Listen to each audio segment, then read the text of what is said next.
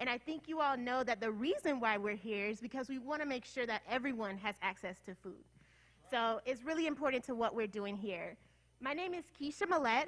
I'm with the North Carolina Justice Center, and we are a statewide anti-poverty organization.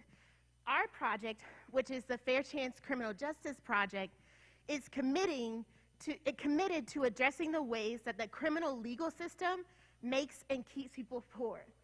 And that includes not having access to food. Now tonight we have a great program in store for you, our documentary screening, our wonderful panelists, and we want to make sure that you all leave this evening with fresh ideas and energy to make a difference in your local community and across North Carolina. Do y'all feel ready for that? Are you sure? Okay, good. Right. Well, then what I will do is turn it over to our MC for the evening, the Reverend Philip Cooper. Honestly, I think y'all can do just a little bit better because you know he's going to bring a lot of energy. So, the Reverend Philip Cooper. He is Chief Change Agent with Operation Gateway. Thank you so much. All right. What's up, everybody? So, look, I started my day off in Cherokee. I had a speaking engagement there this morning at a Veterans Workforce Development Conference. And believe it or not, even there, they don't know about the food stamp ban. You feel me? Like, people who working with veterans, people just don't know until you encounter somebody that have certain charges. And then you like, oh, and then usually when people find out, they're like, oh, my God, I can't believe that, right? Because it is an unbelievable thing, and we have actually been working at this thing for years. We've been trying to end this thing for years. I'm talking about every single year we come out with new priorities, and every single year whenever we go down to Raleigh, by show of hands, how many people have gotten on the bus before? Have gotten on the bus and went to Raleigh. So, and when is the date, MGM? What's the date? May the 6th. Get on the bus, y'all, because we're going to keep doing this thing. We're going to keep beating that drum until we get justice. Amen? Amen. Amen? All right, now I'm a different kind of reverend now. Let's get it. Let's get it. And so today we have some of my friends, my esteemed colleagues that are here. You know, we've been doing this work for a long time. Many of us have lived experience, you know, with this thing. Like when I got out of prison in 2011, I could not get food stamps. I had 2 kids, and I couldn't get food stamps. Many people that you're going to hear from today had similar experiences, and it's not right. It is not right. And so what we want to do is come together in solidarity, and what you hear today and what you learn today, we need you to take it back with you, okay? Because we can't do this by ourselves. Y'all got networks outside of the networks we have. And when we start to braid that thing together, it amplifies the voices of those who are most impacted. But it can't be the same people. We need everybody posting about these events. We need everybody posting about the data, the stats. And we got to make sure that it is a ripple effect. And so we're going to be showing a video. She wasn't able to be here, but she is definitely one of the champions. Senator Julie Mayfield, when we was in Raleigh last year, she was in there talking and doing her thing. And the first thing she brought up herself, a senator, was that it is not right that people don't have access to SNAP. Oh, snap. And so we're going to cue a video from Senator Julie Mayfield. Is she live? Oh, tell her I said my bad. She live?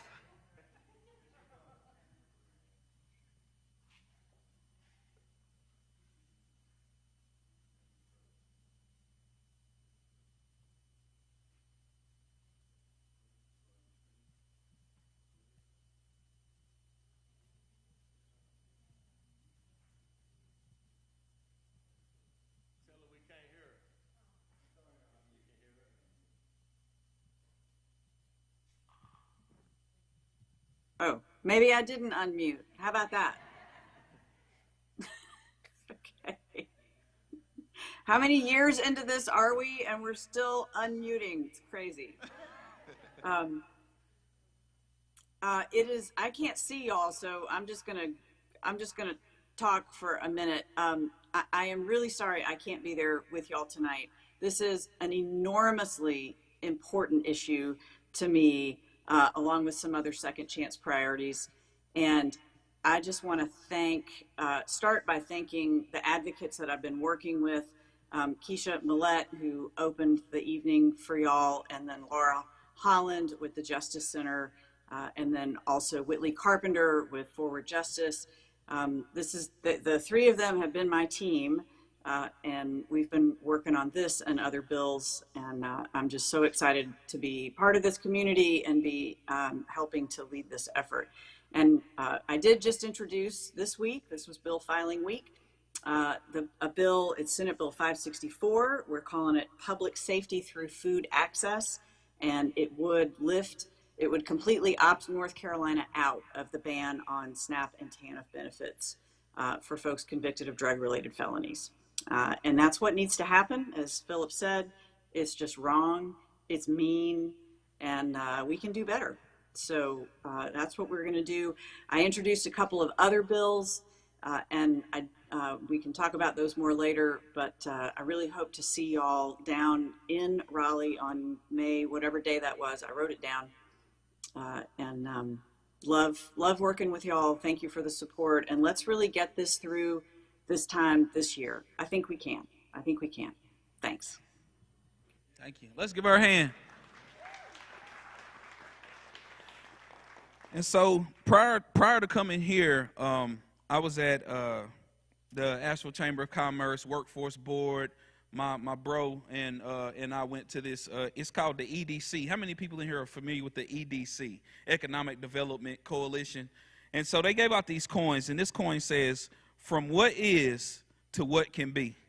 So we need to go from what is to what can be.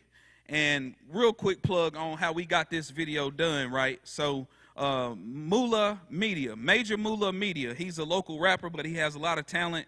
He has a videography company, and we was able to do this because of funding that came from the North Carolina Justice Center. And a little bit about the North Carolina Justice Center, there's a lot of people in Asheville that have gotten their license back because of Operation Gateway, right? From Voices of Appalachia. All of that money that went into it, if it came through us and we spent on it, guess where the money came from? The North Carolina Justice Center. So there's a lot of, let's give them a hand for that. Yeah, because I'm telling y'all, when people come home, like even when we couldn't get the debt relieved, it would get to the point to where we got some relieved and we would have to turn around and pay a little bit. So want to give them a shout out, and we're glad that we got Pisca Legal here as well, because they're doing a lot of work with driver's license restoration, expunction as well locally. You know what I'm saying? And it takes all of us, like I said before. So now what we're going to do is we're going to go into this amazing video that was developed, well, how many years? Was it 2 years ago now? I got hurricane brain, pardon me. But let's do it.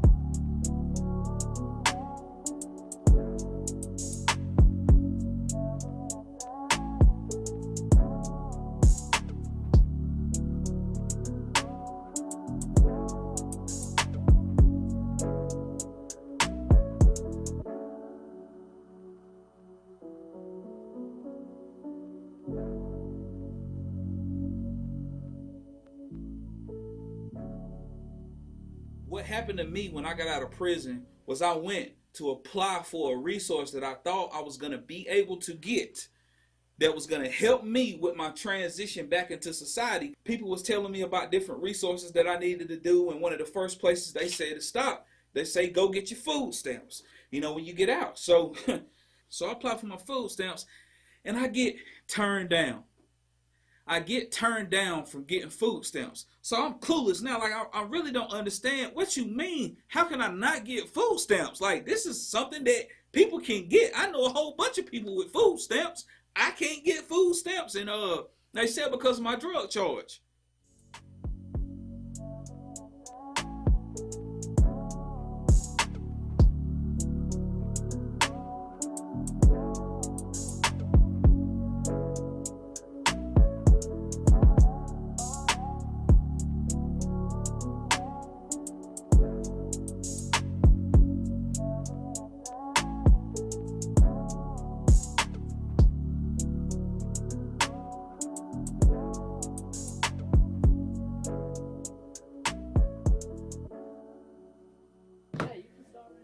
I can start whenever. Start with my name and stuff like that. Let me suck in my stomach and get my pecs right. Gotta get my pecs.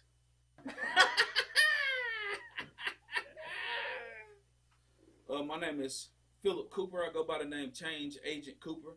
That's a long name, so you can call me Coop.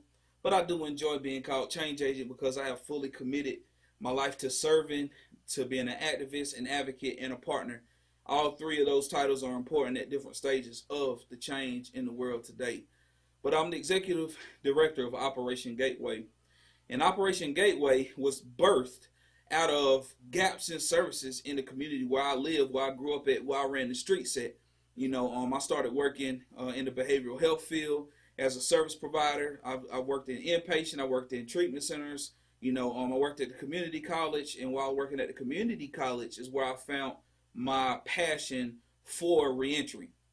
And so as I transitioned into working with folks who was coming back home from prison, I started to relive something that had happened to me. You dig?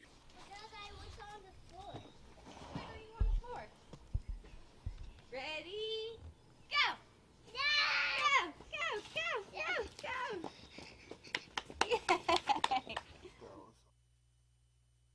So my name is Sabria Lundy, and I am originally a native of Hickory, North Carolina. I thought, I have done all of the right things. I've come out, I've gotten a job, I have a career in nonprofit industry. I went from being a drug addict and a financial criminal to working in a community development financial institution.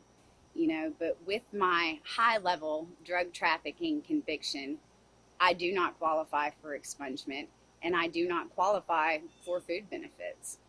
You got a felony for a drug conviction. You can't get food stamps. So I want to keep going up there and get told no. Okay, I'm Doug Dew. I'm from Asheville, North Carolina. This is where I was born and raised. I am currently just getting home from incarceration. So I just, I work and just manage money the best way possible, man. Some days I just go to the store like, shit, I'm gonna just cook. I'm gonna buy something, I'm gonna cook today. You understand? I don't go grocery shopping, spending $200 and $300 on the groceries because, I gotta pay bills too, and rent is high. It's high as hell. A lot of people, they don't have that opportunity. They don't have a family member that got their stuff together waiting for them when they get out of prison. And that's why I advocate so hard for the people that's coming home, because you see the vast majority of the folks that I've served in the work that I do, for the people coming back home from prison, they're not going home to live with family members. They're going to stay in halfway houses. And the halfway houses are not free. They cost anywhere from, $660 to $1,000 a month. Yeah. A halfway house, it's not free. It blows those economic development people's minds when I tell them that. But the other thing to take into consideration is so if you're going into this halfway house and you paying that type of rental fee compared to what it costs to live in an apartment, you damn near paying what you paid to live in an apartment to stay in a halfway house. Now, granted, people need that structure. No shade to the halfway houses because it provides a community and accountability. But when you look at this thing economically, and you look at a person who is going to stay there and pay anywhere from, as I say, $660 to about $1,000 a month, anywhere between there, depending upon which house got a bed. Can that person afford to buy their grocery? My name is Crystal Hopley. I'm from Winston-Salem, North Carolina. I had heard that certain charges, convictions, could not get them ever again. I wasn't 100% on that, so I wrote to the social worker at the prison, and he did set up a thing with a guy that worked at Manna Food Bank, and that guy was very helpful. He did tell me he thought that it might not go through, but he was going to push it through. He was going to apply anyhow, and of course, when I got out, he had mailed it in just like he said, he had gotten it to the DSS, and they had turned me down. Actually, the guy on the phone acted kind of surprised that they had turned me down. And even he said that's kind of wrong. And I said, I agree. When you get released from prison, unless you've had enough time to be work release, you don't have any money banked up most of the time. Some people, might go in with enough. But so you get out and you're just, if you don't have support from your family, or anybody else that you don't have, you just don't have access. I mean, food banks aren't always an option, but, they may give you half a meal here and and they're great. I'm not saying that, but you can't go get exactly what you need. So coming out of prison, we get a lot of rice and a lot of potatoes. We don't get the very, very good meat. We don't get hardly any fruit. So those things are, and those things are not really available much at food banks. My name's Evan Mashburn. I am currently living in a Oxford house in Asheville, North Carolina. I just recently got out of prison in July, and it's now October, and this is the first time I've really trying to take life seriously, try to really be a normal person without, drugs and doing bad, committing crimes and stuff. And I believe I'm doing good so far. I think when somebody gets out of prison, they should help them in at least a couple of ways, instead of just releasing them back into the wild just to do the same thing, right back in the same routine of doing drugs. I think they should give you the option of going somewhere to get some kind of help. When I got out, I tried to get food stamps. I had a past drug charge, and they wouldn't. They told me I wasn't going to be able to get food stamps. But luckily, I had a little bit of money saved up for my stimulus check when I got out, and that's what I survived off of until I got me a job. But the prices of food is so high, it's crazy. It's a lot of managing money. It's a lot of reaching out to friends and stuff like that, but you don't really have a lot of yeses when you're reaching out to friends and family. So you just got to really work hard and just really manage your money the best way you can without getting no assistance from the government whatsoever. And being a father also, it makes it a lot harder, man. And I have thoughts to straying away from living a positive life and just making the ends meet that I'm making. When I was about 32 or 33, my addiction kicked into overdrive, and meth took over. So at that point, I couldn't even hold a job. So it was more cost effective for me to sell drugs so that I could get high for free. And so that's what I did. And in doing so, that's when I caught 2 cases back to back. And then I've always been in and out of jail, but this is when my charges started getting a little heavier. My first felony charges, I was 37, I think. And so I just kept getting charges. My name is Maria. I'm 41 years old. I was born in Charleston, South Carolina. My parents got divorced when I was real little. My mom brought me back to North Carolina, where her family's from. I grew up in a small little town, and we moved around a lot around Western North Carolina. So I went to 13 different schools.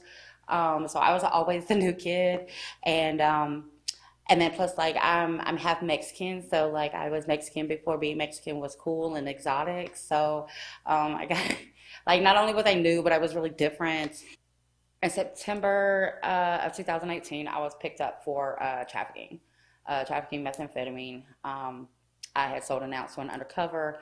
When I sold the ounce, it weighed 29.4, which 28 is the legal limit for trafficking. But by the time it got to the lab and they tested it, it was 27.69, so they had to dismiss the trafficking charge, and they indicted me on lower charges. Altogether, I was also hit with probation violations for catching other charges.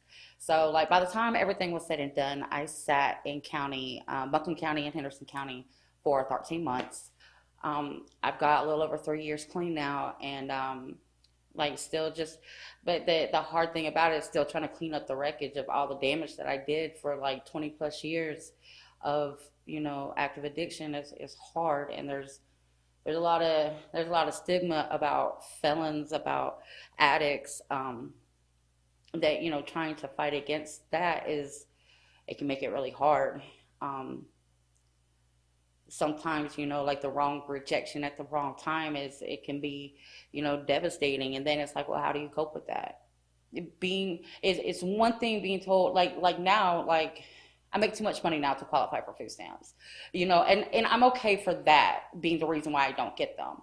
But I feel like being poor and not being able to afford food should be good enough reason for anybody to get food stamps. It's for assistance. It's to help people that cannot afford to buy their own food. At that point in time, I was poor and I could not afford to buy my own food. And I was denied because of past mistakes. And I just don't agree with that.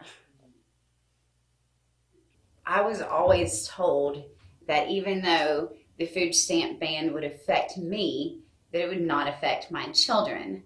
Nothing has been further from the truth. So here's this family of 3, and this person has that scarlet F that they're never going to shake, right? And let's say at making $24,000 a year that each person qualified for $100 in food assistance. Now, to some people, $300 a month food assistance might not seem like much, but for families who are struggling just to keep the lights on, that $300 can mean the difference between your utilities getting paid and your family being fed.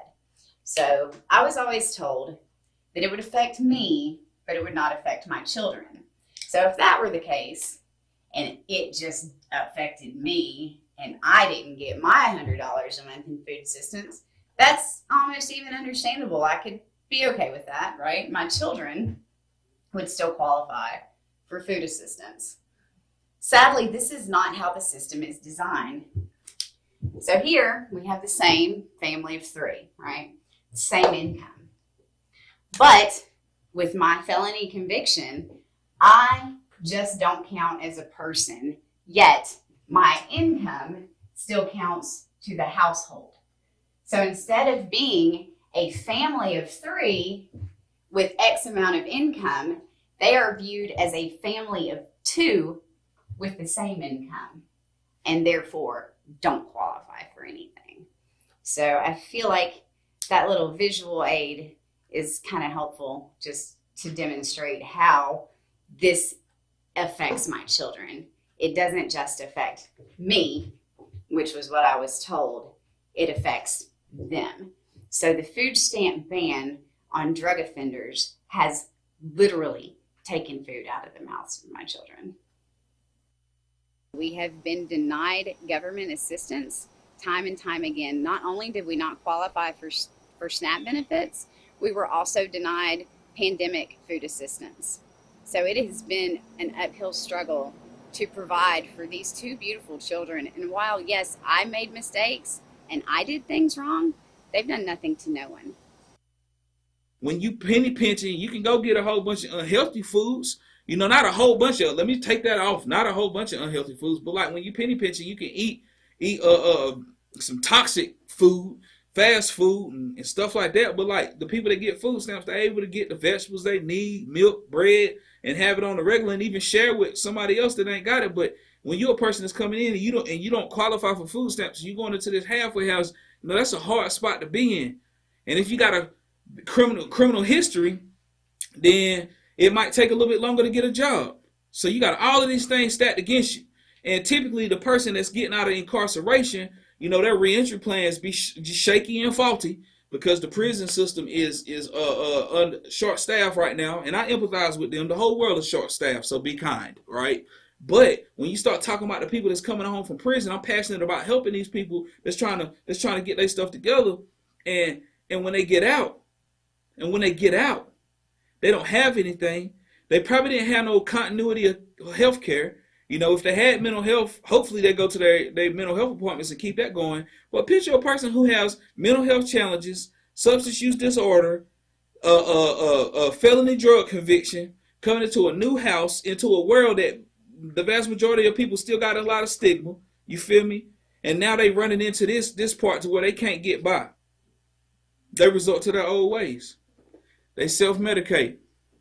And I seen it happen.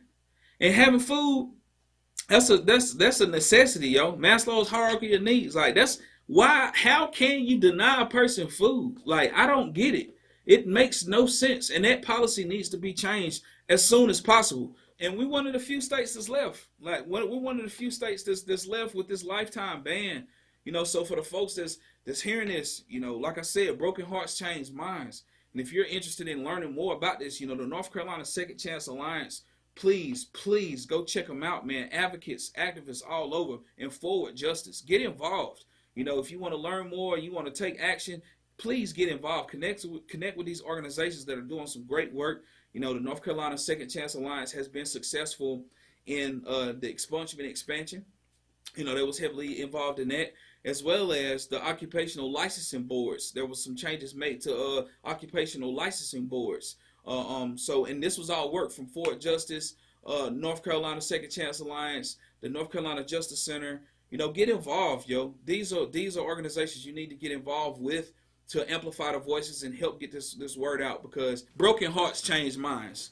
And videos like this production is going to be ones that's going to break somebody's heart, and it's going to be a broken heart that's going to change the mindset, and hopefully it's a ripple effect until the whole freaking state becomes a state of second chances and redemption, walking testimonies everywhere. You know what I'm saying? How do we address what's going on in the world today? Lived experience. People that's done been in those folks' shoes before. You dig? Lived experience matters. As a matter of fact, we call it lived expertise these days. And the passion, it comes from us going through it ourselves. That's why we're so passionate about it. And it's time out for that. It's time for all people to have access. You know what I'm saying? They did the crime, they did their time, they paying their probation fees. Man, get them people food stamps, man, and stop playing. We need you. Let's be humanizers, not oppressors.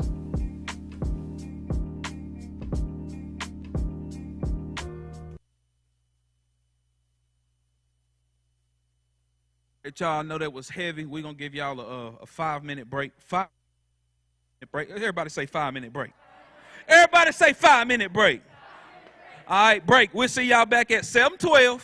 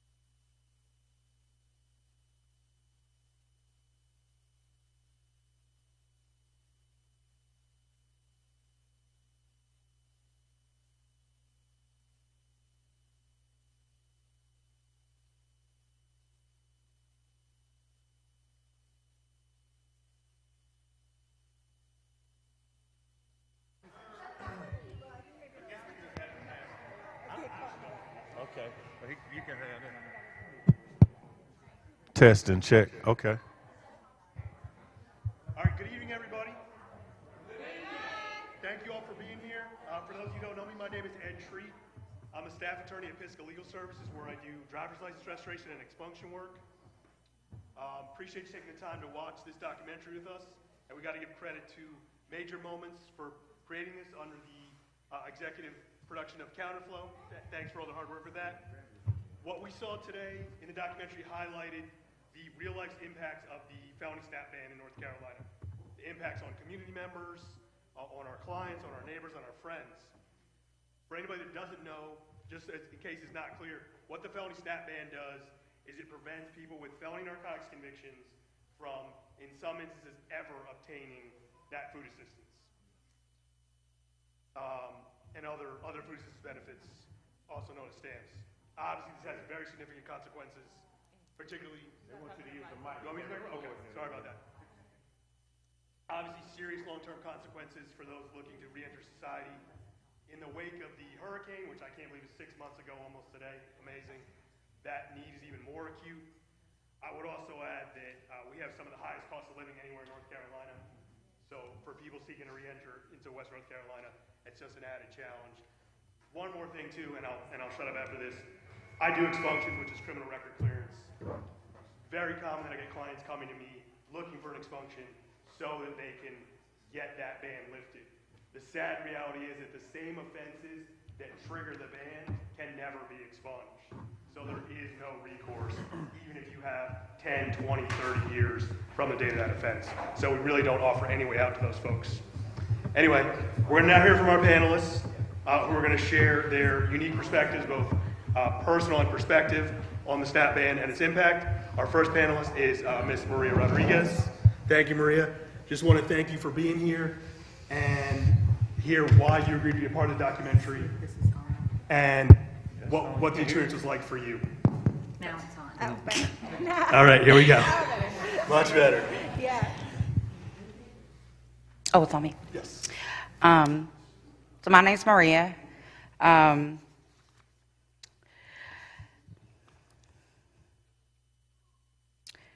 I supposed to read that out? No, you're supposed to answer that. Okay. Sorry, I'm not used to this. Read the question, That would help. That would help. So why did you agree to be a part of the documentary, and what was the experience of sharing like for you?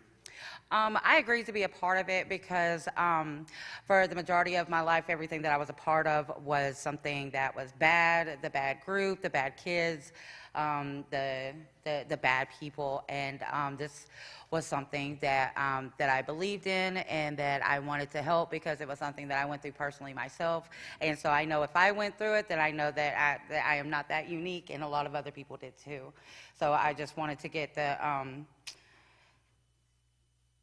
what is the word I'm looking for? I just wanted to get the word out. That's the word. I just wanted to get the word out so that, you know, people, because a lot, when I was talking to people about SNAP ban, like, they're so confused. A lot of people just don't seem to know, like, what I'm talking about. They don't realize that the rest of the ramifications that come even after you go to court and you are convicted and you do your time. Like, there's still, like, after that, there's still the after effects of that lifestyle. So I just wanted to help. Thank you, Maria.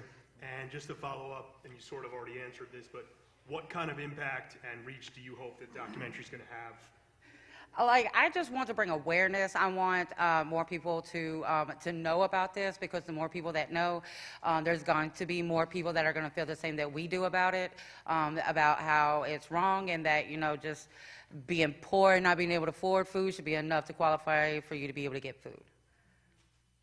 Thank you, and thank you for sharing your personal story. I think the lived experience stories are the most impactful, most moving evidence of the harms of this ban.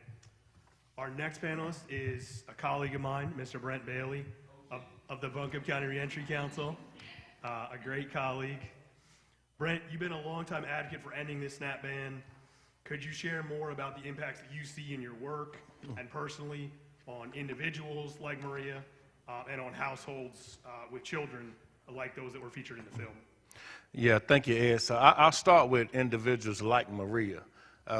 You watching the documentary and you seen, multiple women. There might even be some women in the room who are dealing with a SNAP ban. I'm not going to ask people to raise their hand or anything to that effect. But when this started, and I think the documentary showed, it kind of was implemented in 1996. So times were different. That was more of the crack era. And I think that the target and the people they intended it to affect, that changed over time. Because between 96 and now, we entered into like the opioid epidemic. And also, as it relates to women, the incarceration rates of women have increased exponentially. So when they passed this law, I don't know that they had women in mind. But women have definitely been impacted. And I think it's a way to try to sell the bill, talking to legislators, everybody else, about how many women are being impacted by this. Because, you know, not too many people are going to feel sad for a guy. But when you start talking about women, it might pull on some heartstrings a little bit. You seen Sabria and the illustration she gave and how she was not able to get SNAP, but it also affected her 2 small children. And even if she could have got it, so they said, we'll give it to you for the kids, but not you. What's she going to do, not eat? Like, you still are impacting individuals. And so one thing I like to share, and if you take anything away from this, like when you're talking to people about this, highlight the amount of women and children that this is affecting. Because when you start talking about a SNAP felony drug ban, people think you're talking about Nino Brown from New Jack City or something, right? Nino Brown don't need no food stamps. Like, we're talking about real people that it's impacting every day. So we got to continue to highlight them. Thank you, Brent. And just in your work with the Reentry Council, what are the broader impacts that you see of this ban on reentry and public safety in general? So, you know, it's a basic need, food. Like, when they have you in their facilities, they feed you. So they understand that, and they feed you because they want you to go to work, right? I mean, I don't know what people know about prison, but it's not what you see on TV. You know, most people getting up each day, they going to work, they going to school, they doing something, they getting in a routine. And so the prison gonna make sure we feeding people, because it's, you know, some people say it's not just a need, it's a right. You have a right to food. And clearly that's the truth, because no matter what they charge you with, no matter what they lock you up for, you get to jail, they're gonna feed you. So clearly that is a right. And then once you release, you get this ban on you, and now you can't. And I also like to highlight this, is that no matter who you are, if you have that ban, you don't get any tax relief. You still pay the same amount of taxes as everybody else. So you going to work, you getting taxed, your tax dollars are going to support a program that you can't even participate in if you actually need to. And I think, you know, Laura, Keisha, we can talk after we get this bill passed. Maybe we need to try to sue them for some violation of some civil rights or something, taxation with no representation, whatever. I don't know how we'll do it. But I feel like that's an unfair aspect of it as well. You know, you're not going to allow me to participate in certain programs, but you're going to tax me at the same rate as everybody else. And so the broader impacts on public safety, Ed, is this. When you reduce recidivism, you increase public safety. All right, so the people we working with, the people Operation Gateway working with, I tell Sheriff Miller this all the time. You don't want our people in your jail, because they going to have the longest stays. Because the people we work with, they jump right over misdemeanor. They don't even know what that is. They going straight to felony. Am I lying? Which means you're going to get a higher bond you're not going to make. You're going to spend more time in the detention center. And, you know, the sheriff is not trying to have all these people in there. Also, we getting people that are motivated. Like, nobody has to participate in these programs.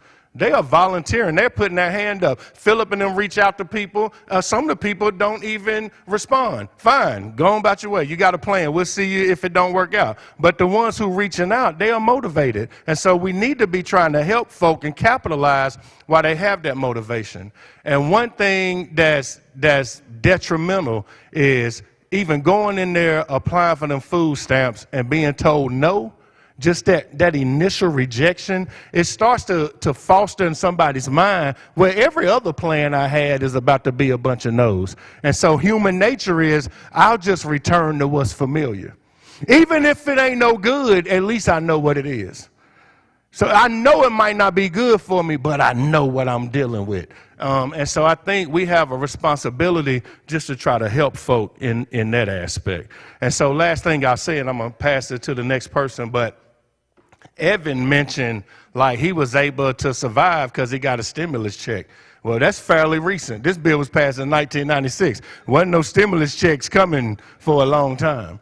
And so I'm saying that to say a lot of people getting out not going to have a stimulus check to fall back on. And look, if people don't eat, they're going to do whatever they got to do to eat. And we shouldn't be helping to put folk in positions where they back against the wall and they saying, well, I just had to do what I had to do. Like, no, let's capitalize while they have that inspiration and motivation. Thank you, Brent. Thank you, and thank you for the work you do every day. Our next panelist is Mr. Jason Turnbill of Manna Food Bank, where he's the Outreach Program Coordinator.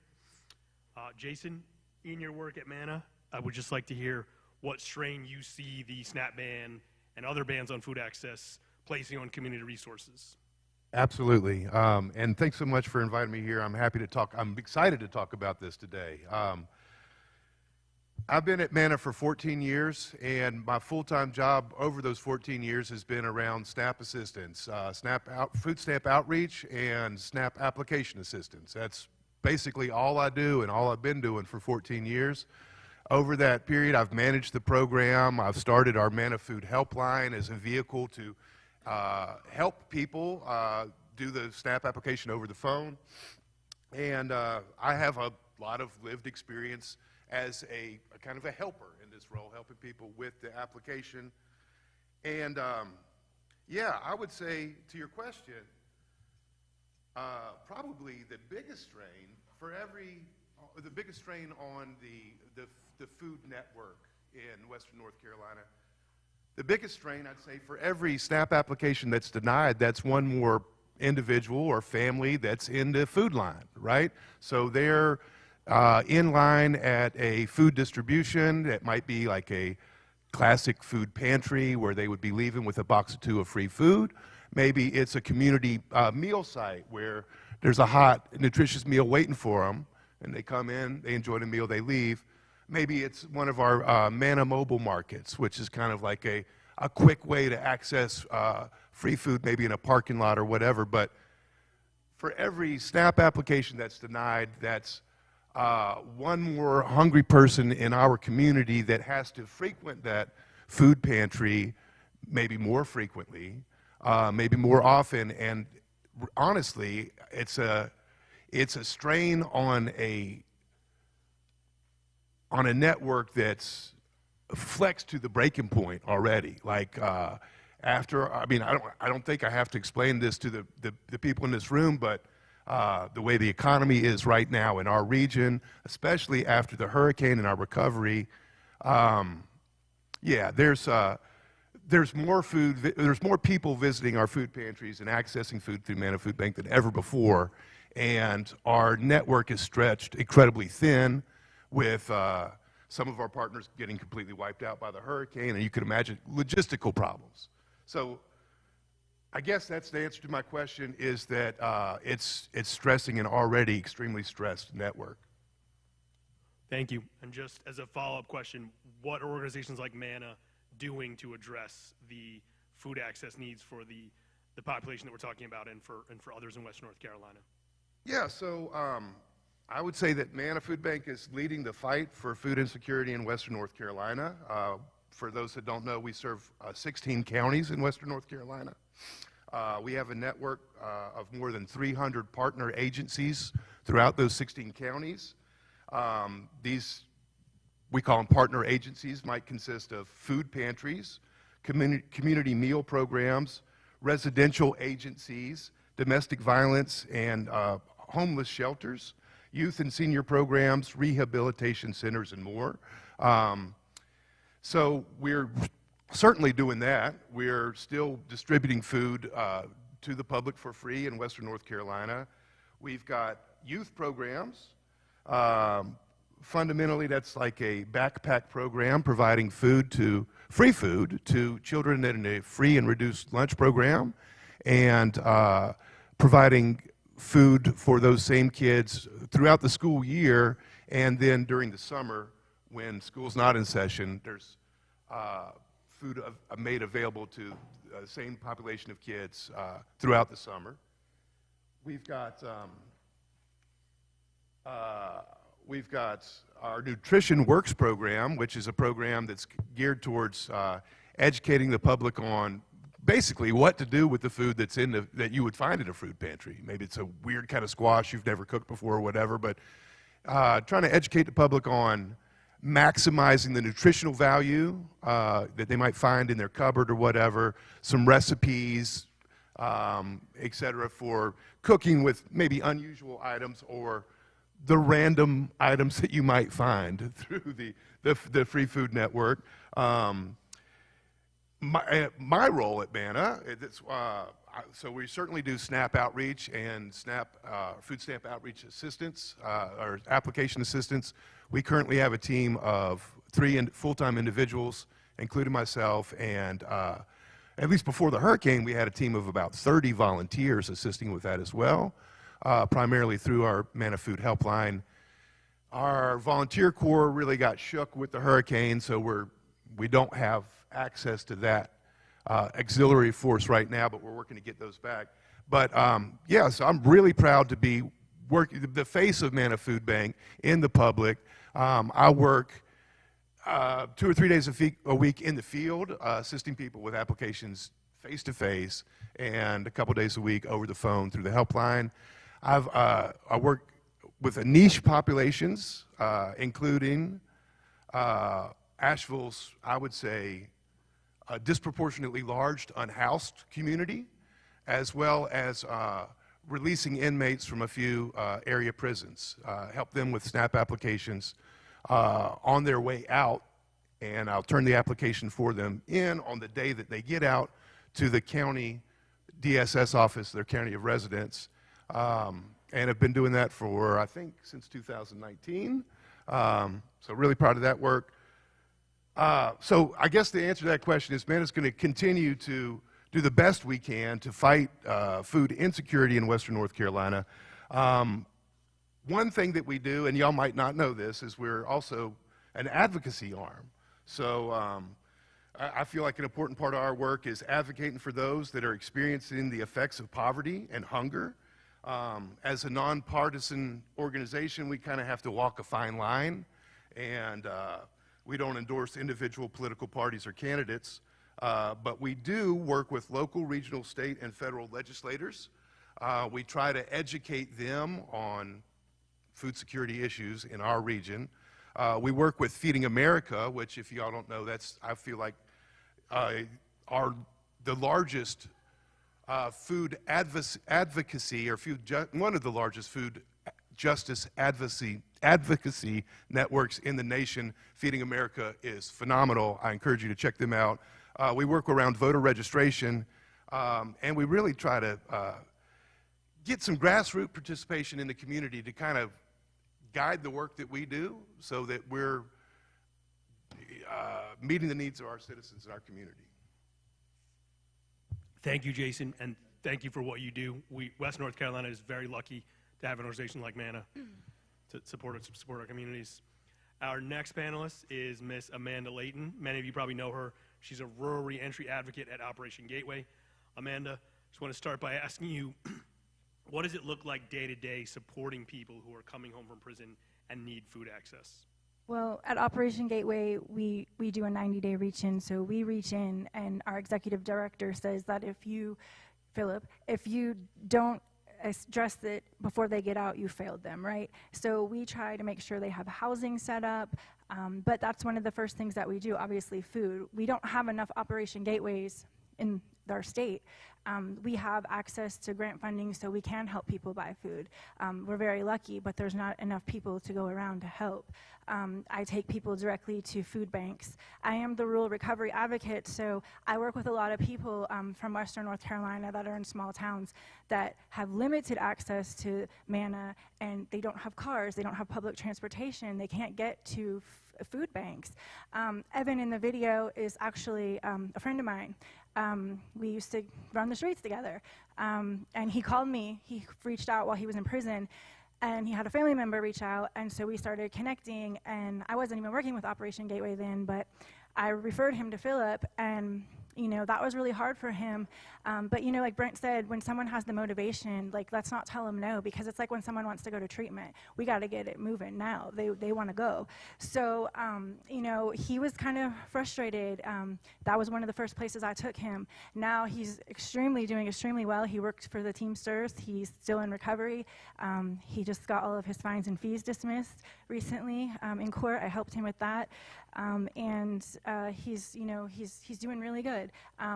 But that's because we have Operation Gateway. There's not, like I said, there isn't a lot of us out there, and so we have access to food for people. But it's really hard because, like Brent said, when they're motivated and they come home and that no starts getting in their head, like, I'm going to be nothing more than my past, and that's really hard. When I came home, that's what I thought. I was a nurse in a previous life, so.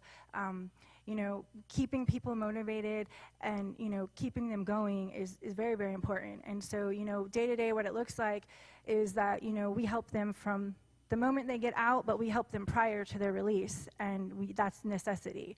And, we take them down for Medicaid, we take them down for food stamps, we try our hardest, and it's starting from the bottom up when you come home. You did your crime, you did your time because you did your crime, you paid your debt to society, and then here you are coming home, you can't even get a place to live, and you're banned because of that, from your background. You don't have your records, your vital records, your birth certificate, your ID. A lot of the prisons, like Coop said, are overpopulated, understaffed. And they don't do that for them. Some case managers, they are great, and they do, but most of the time they come home with nothing. So it's a whole process, and it takes a whole community to help, and I just think this is horrific to keep people from food, because it is a matter of public safety. If you can't help people have that second chance, they're going to go back to what they know, and that's not good, and that's not good for our communities. Thank you, Amanda. And you touched on it briefly. There's never going to be enough peer supports. There's never going to be enough man of food banks. There's never going to be enough free resources. What can communities do on their own to better support access to food on reentry? I guess, the volunteers with MANA, what's happening here at Grace Covenant, they're helping people after the hurricane. They've been a huge help to a lot of people. So, advocating, reaching out to churches, and just getting out in the community and advocating and letting people know what's going on and how they can help. We want to have a safer, more kind world, but, if you can't give someone a second chance, we aren't our mistakes, because if we were, I wouldn't be sitting here, so. Thank you, Amanda, and thank you for all the work you do every day. We appreciate you. Our next and final panelist is Ms. Laura Webb, who is the project director of the Fair Chance Criminal Justice Project at the North Carolina Justice Center. Got to thank Laura for coming all the way from Raleigh for this and being here tonight. No problem. First question, Laura. What efforts are you seeing around the country to address the felony SNAP ban? Yeah, so thank you all for being here today. The time is now, y'all. General Assembly is operating now, so we have great opportunity to do work to change this law. So in our around the nation, we've seen a lot of momentum in several different states to end the felony SNAP ban in their state. Just as some background, the law, the 1996 law that permanently banned people for food stamps on the federal level, also had a provision in there that allowed states to pass laws on the state level to opt out of the felony SNAP ban for the people in their state, to give people in their state opportunity to access food stamps. So there's been a lot of states and through our nation that have recognized the benefits of ending the felony SNAP ban for people who live in their state. They recognize that ending these bans lead to better health outcomes, more successful reentry, improved outcomes for women and children, and stronger economies. And so they have done that. And over the last 5 years, we've seen about 8 states alone change their laws to allow people increased access. So looking at the map, and there's some maps available in both your folder and in some of the posters out there, there are 29 states, including Virginia, Louisiana, and Mississippi, so southern states, and Guam and the Virgin Islands that have changed their laws and allow people access to food, people with felony drug convictions, access to food without condition.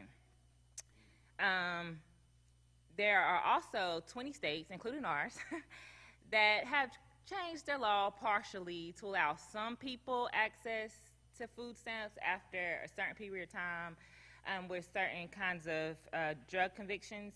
So the most common condition that we see placed in those what we call modified states are that people have to complete their sentences, or people have to wait extended waiting periods, or that people have to regularly submit to drug testing or drug treatment programs. Like I said, North Carolina, we're one of the states that require conditions, and we also require people to wait out a waiting period. So under our current law, if you have a lower level drug felony, like H&I, we do classes here in North Carolina, you have to wait 6 months at least before you can access your food benefits. But the caveat is that you have to either have completed a drug treatment program or be actively participating. And we know people who are in the middle of dependency, sometimes they need food, whether they're doing drug treatment or not. But then I think, and this is what people have been talking about, if you have what the state considers a higher level drug felony, A through G, you're banned for life. So that's where we are in North Carolina. We are among the 20 states that ban certain people and make you wait and jump through hoops to get access to food. There's only one state that's worse than us, I would say, and that is South Carolina, which is our neighbor. They completely ban everyone with a felony drug conviction from food access. And so, you know, that doesn't bear well for us. Thank you, Laura. And if you could just briefly tell us about the campaign in North Carolina lately to change the North Carolina laws around the SNAP ban. Yeah, so right now, as Philip and some other folks said, and Brent, you know, Brent is the OG of this work. So, how many OGs I'm gonna be tonight? A lot. Own it, Brent. Own it. Own it. Own it. There's been efforts for several years to get North Carolina to completely opt out of the felony SNAP ban. We don't think that people should have to jump through hoops to access food. We don't think folks should have to wait at all to access food, that they should get it immediately. And so at the same time, there's two efforts going on, and there's advocates pushing on two things. So there's a campaign happening on the federal level. There's a bill called the Restore Act. It's a really long name. It's called Reentry Support Through Opportunities for Resources and Essentials. If this federal bill goes through and passes, then it will lift the felony SNAP ban in every state. So it's like one fell swoop. It will make it so that every state will have to give folks food access if they have a felony drug conviction. It would be as if the 1996 law never happened. But, you know, that's a harder lift. At the same time, a lot of us are working on the state level to change North Carolina's law. As we heard 2 days ago, Senator Mayfield, Senator Bergen, and Senator Muhammad filed a bill, Senate Bill 564, and there's a fact sheet about it in your folders, called 564, which is called Public Safety Through Food Access Act, that would immediately make people eligible for food stamps if they have a felony drug conviction, and they'll become immediately eligible after they complete their they're released from incarceration or after their conviction date. So they become immediately eligible. There is a hoop, I will say, that they will have to still be in either completing treatment or actively participating in a program, and that's one of the compromises you have to do to get certain people on the bill, and that's all that was for. We won a particular senator on there. That was his compromise. So where we are with 564, we got it filed, which is great step. Next thing we have to do is get it through the Senate and into the House before May 8th, 2025, and that's crossover deadline. For a bill to survive, it has to survive crossover deadline.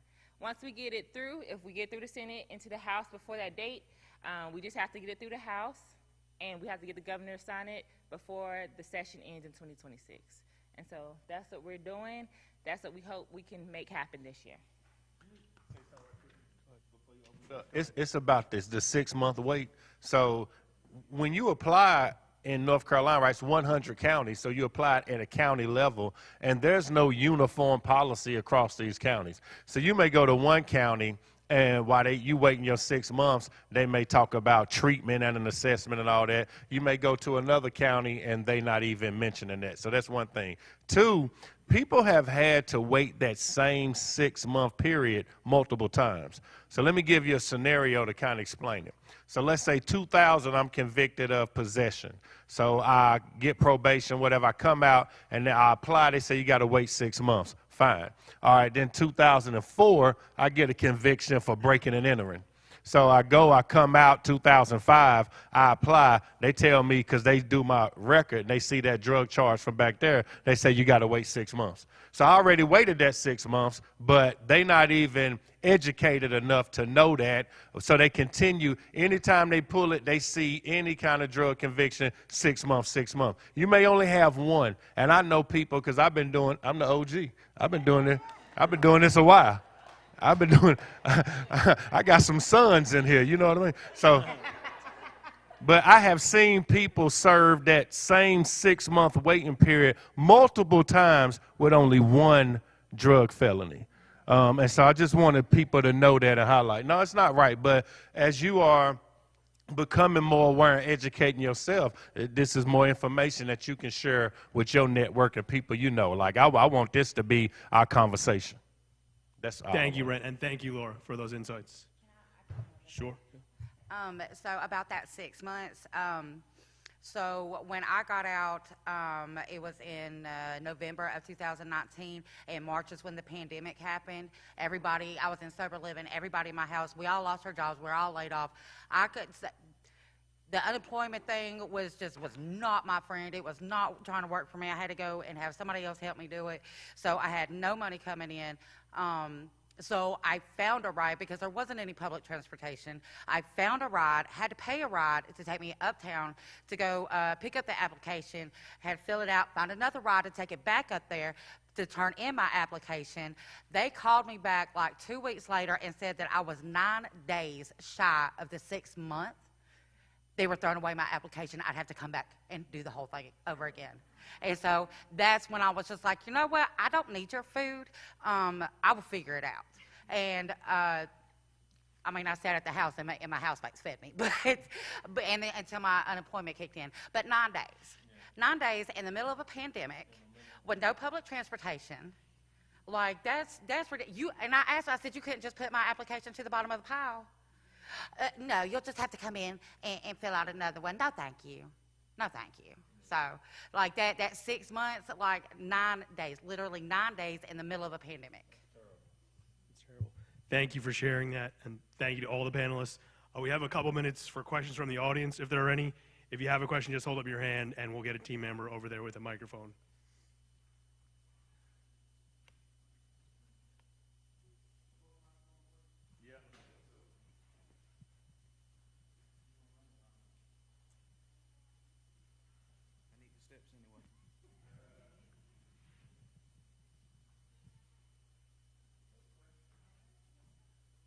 Questions or comments? By any chance, you talked about the women that were banned. Do you have any idea how many women in North Carolina are ineligible? Just that stat?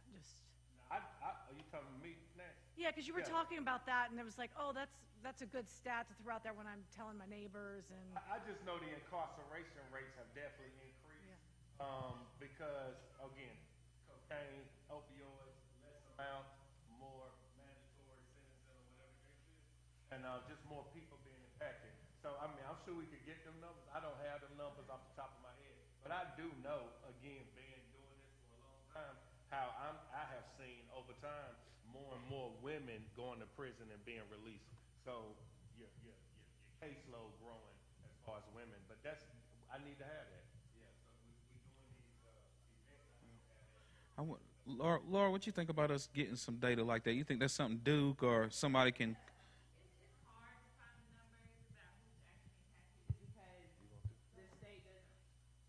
Maintain those numbers to be. Oh, sorry. If you'd like. Yeah, so it's kind of difficult. We could get an estimate. We can't get ultimate number. There's not really one agency that holds numbers like that. So the last number that we have is it's at least 45,000 people in general who are banned for life. But that's a far underestimation, because one thing that's for sure is if you have a felony conviction from another state, that will ban you here, and it's not really a great way to track that. And so we could get like probably minimum numbers, Brent and Nancy, to figure out what the impact on women is.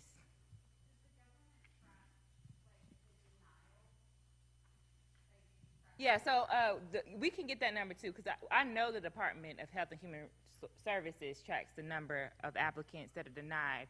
The issue is that some people believe they're denied or already know that they're going to be denied, so they don't apply at all. So that's also would be an underestimate, but we could get the number. And I may have missed this already, but I'm curious. So if someone's incarcerated, they come out and they have children, what does it look like then? So they regain custody of their kids, something happens, they need food, they're banned for life. Does that impact anything? If they have a Class G or higher drug felony, they ban for life. If in H and I, they might have a 6-month wait. But part of the documentary, though, is Sabria is doing an illustration, because this is also income-based. And what happens when you have that that drug felony, you don't even count as a person toward the household. So now it gets a little tricky as far as how much the income is, and if it was a woman with 2 kids, now it's really just a 2-person household, so the amount drops and things like that. Yeah, and I went and grabbed Renee real quick because she got lived experience with being pregnant in prison. You want to tell them in about 3 minutes or less how your experience was with food stamps once you got out and had the baby? Hey, everyone. Hey. So when I was released from prison, I was almost like 9 months pregnant. And when I got to Mary Benson House, all the ladies there put their food stamps together. And of course, you know, I wasn't able to get them because of my felonies. I have class H and I think. But so that already made me feel like, uh-oh, I don't feel like I should even go to the fridge and get anything to eat. I don't feel like I should do anything because I'm not contributing. And then I had somebody from the, somebody from the courthouse came to Mary Benson House and sat down with me, and she was trying to get me food stamps. And then that's when I figured out that I couldn't get them, and then they put my little bitty whatever work first check or something I was getting. It was like $100 a month or something.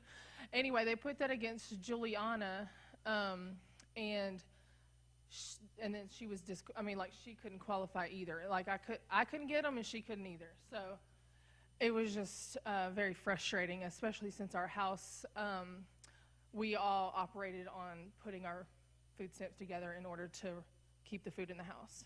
So thanks for letting me share.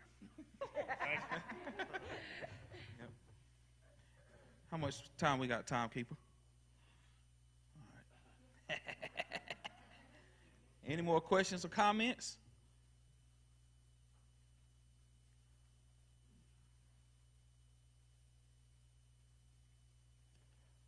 All right, let's give the panelists another hand.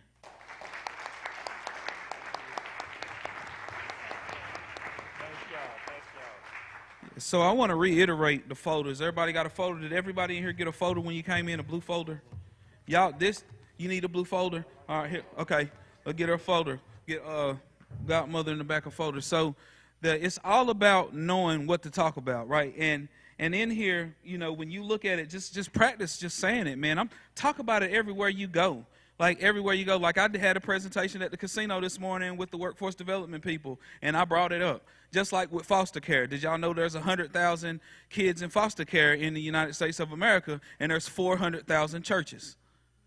There's 100,000 kids in foster care, and there's 400,000 churches. You see how that just flowed out? Grab a hold of something like this. 70% of the people that are disqualified from getting this are families with children, right? 70%. Everybody say 70%. Everybody say 70%. So let's remember that 70% of the people who can't get food stamps are families with children. Broken hearts change minds due to policies. So we got to get used to just talking. You ain't got to memorize everything. Just know a little bit. Just know a little bit and beat that drum. You know, it talks about in here the number, the Senate bill 564. But familiarize yourself. Get on the bus. Get on the bus. May the 6th, get on the bus with us. You ain't got to pay nothing. Just bring yourself. They feed us good. It's lit. And we changed the name of it. It ain't even Lobby Day no more. Because some nonprofits was like, I can't go to that. It say Lobby. You know, but it's Advocacy Day now. You know what I'm saying? Come on down and have a great time with a whole bunch of people who are on fire for change. We showed up in numbers in Western North Carolina last year, y'all. We was deep. We was deep. Yeah, we was lit. We met up at AB Tech. And so get involved. Get involved and no, you don't got to do all the work. Sometimes it's just a simple Facebook post or Instagram post, or do it even on LinkedIn, because, you know, people on LinkedIn getting real radical these days. I don't know where my LinkedIn folks at, but yeah, go on there. Somebody go on there tonight, go on your LinkedIn, Christy Shortridge, go on there and say, did y'all know that 70% of the people that can't get food stamps because of drug charges are families with children? Yeah, just post about it. So the panel did a great job tonight. I'll say that it was a blessing to be able to get the different perspectives. You know, we got the head honcho from North Carolina Justice Center up here. You're going to be the next executive director, Laura. I'm going to tell you something. She's going to be the next executive director, speaking into existence in the name of Jesus. Yes, Lord. You know what I'm saying? We got Turnbull. He been doing that thing for a hot minute. You know, and he done ran out of volunteers, so people just want to get involved. Like, people always talking about, hey, what can I do? Holla at bruh. He'll give you something to do to help out. Like, he just got a referral from her in here just now, because she got somebody about to get out of jail on Tuesday. Went right up there. He said, well, I'll go visit them and knock out an application. It takes us, common unity, community. It takes a village. You know, not one organization can do all the work. And watch out for organizations that act like they do all the work. Those are the ones you got to watch out for. You know what I'm saying? Because this thing right here, we can't do it with just one organization. And so that's the call to action. That is the call to action. Just a post. Familiarize yourself. Go on North Carolina Justice Center's website. Connect with, if y'all local, connect with Amanda. She lit. Some of y'all from the rural areas, or you rural area serving, you know, connect with some of these folks that can show you how to do. Testing Them just did a video. It's coming out soon. So if you want to get involved to help out with debt relief, they be tearing Ed Treat up. Boom, boom, boom, boom, boom. You know what I'm saying? Poor Ed. Hey, I told Ed he was in a burnout position. He has passed the test. I'm going to try to tell you, because that position that he in right now, I remember when, what was my sister's name? Latoya. When Latoya, she was my cubicle mate in the Justice Resource Center. She gone. You know what I'm saying? I'm telling you, them kind of positions, boy, because the demand is greater than the supply. You see? But a lot of this stuff that we're doing now, we're showing people how to do it on the North Carolina Justice Center website. You could go on there, they'll show you step by step. And then we just did another one to show people step by step. You know, and these aren't written into our roles. Like our job duties with the nonprofit, with Operation Gateway, our roles wasn't meant to do this work. We took this work on because it was a need in the community. You see? And we got to create more change agents to know how to do this work, to share the load. You know what I'm saying? That's what I believe that Jesus meant when he said, my burden is light. My burden is light because we are sharing the burden. If we're not sharing the burden going to be heavy. Come on, don't start nothing in here, man of God. But when I'm telling you, like, when any of y'all ever carried a casket before, you know, when you got your pallbearers and you got everybody carrying that thing, we got to carry this thing together. And this is not complicated. We done had people come in green and learn how to do this thing. So it's doable. Trust and believe it's doable. And that is the call to action. Get involved. Get educated. North Carolina Justice Center, Pisgah Legal Services. You know, learn about what's going on. Get on the bus. May 6th. Get on the bus, y'all. If y'all see us share something on our Facebook page, reshare it. That's helpful because y'all's networks ain't our networks. And if you need help with social media, holla at Micah. He'll get you straight. If you feel like, I'm not social media, say holla at Micah. He'll take you to CrossFit and he'll give you a daggone tutorial. We out here. Yeah, he gonna put you down. Well, I was at that EDC meeting and I ran into somebody, and they were French Broad Chocolates. Y'all know about French Broad Chocolates? Amazing company, Second Chance Company. And I was like, I'm gonna connect you with Micah. She was like, the CrossFit guy. You know what I'm saying? Yeah. But we out here, y'all, and it's not just the OG thing, right? It's not.